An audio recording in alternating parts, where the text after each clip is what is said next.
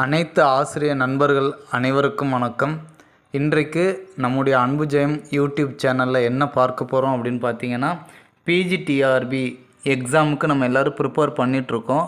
So இப்போ ரீசண்டாக new syllabus release பண்ணியிருக்காங்க.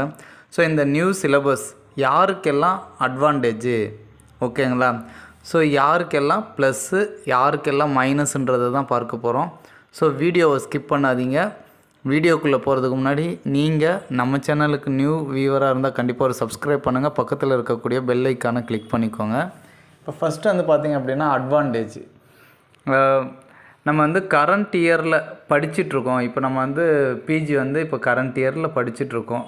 நான் படித்து ஒரு 2 இயர் 3 இயர் தான் ஆகுது அப்படின்னு பார்த்தீங்கன்னா, உங்களுக்கான சிலபஸ் தான் ஸோ இப்போ ஃபாலோ பண்ணிட்டுருக்காங்க. ஸோ கரண்ட் இயரில் நம்ம பிஜி சிலபஸில் என்னென்னலாம் இருக்கோ ஸோ அதை தான் கவர் பண்ணி இப்போ நியூ சிலபஸாக ரிலீஸ் பண்ணியிருக்காங்க.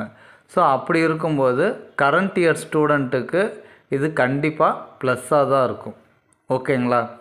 அடுத்தது பார்த்திங்க அப்படின்னா, நெட் எக்ஸாமு செட் எக்ஸாமுக்காக நம்ம ஆல்ரெடி ப்ரிப்பேர் பண்ணிகிட்ருக்கோம்.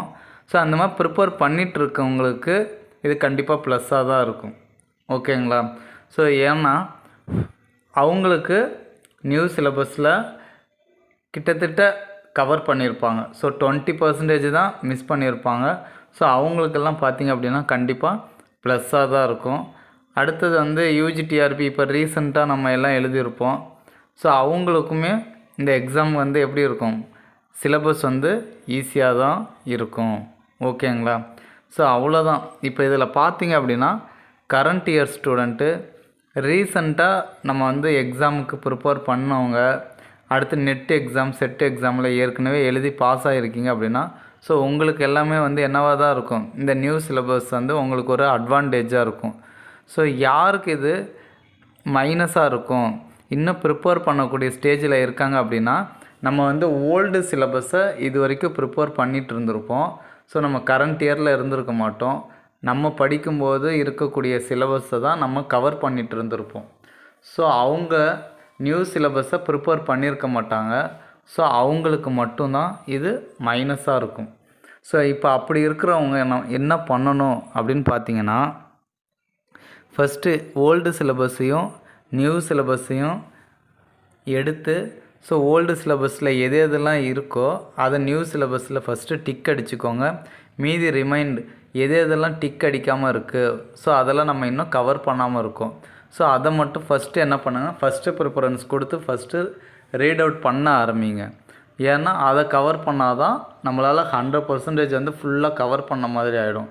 ஸோ அப்போ கம்பேர் பண்ணுங்கள், நியூ சிலபஸையும் ஓல்டு சிலபஸையும் கம்பேர் பண்ணி ஸோ இதில் எது எதெல்லாம் நம்ம ப்ரிப்பேர் பண்ணாமல் இருக்கோமோ ஸோ அதுக்கு ஃபஸ்ட்டு ப்ரிஃபரன்ஸ் கொடுத்து அதை முடிங்க.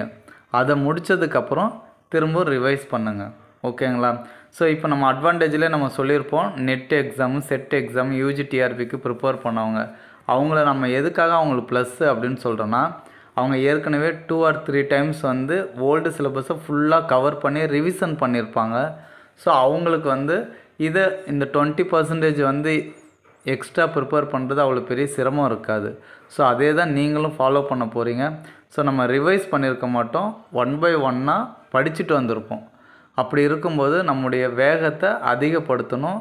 நியூ சிலபஸில் எது எதெல்லாம் புதுசாக சேர்த்துருக்காங்களோ ஓல்டு சிலபஸோடு அதை ஃபஸ்ட்டு ப்ரிப்பேர் பண்ணுங்கள்.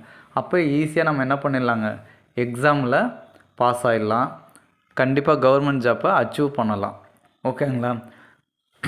ஓகே, அடுத்தது பார்த்திங்க அப்படின்னா எக்ஸாம் எப்போ வரும், இந்த பிஜிடிஆர்பி எக்ஸாம் அப்படின்னு பார்த்தீங்கன்னா, டெட்டு அனௌன்ஸ் பண்ணதுக்கு அப்புறம் தான் பிஜிடிஆர்பி கண்டிப்பாக கால்ஃபர் பண்ணுவாங்க, ஓகேங்களா? ஸோ 2 or 3 month ஆகும். ஸோ அது அந்த டைமை அந்த இடைப்பட்ட காலத்தை நம்ம என்ன பண்ணணும், நமக்கு பயனுள்ளதாக நமக்கு சாதகமானதாக பயன்படுத்திக்கிட்டால் நம்ம தான் புத்திசாலி. நம்முடைய கோல் அச்சீவ் பண்ணுறதுக்கான மிக குறுகிய காலமாக எடுத்துக்கிட்டு கண்டிப்பாக ப்ரிப்பேர் பண்ணுங்கள்.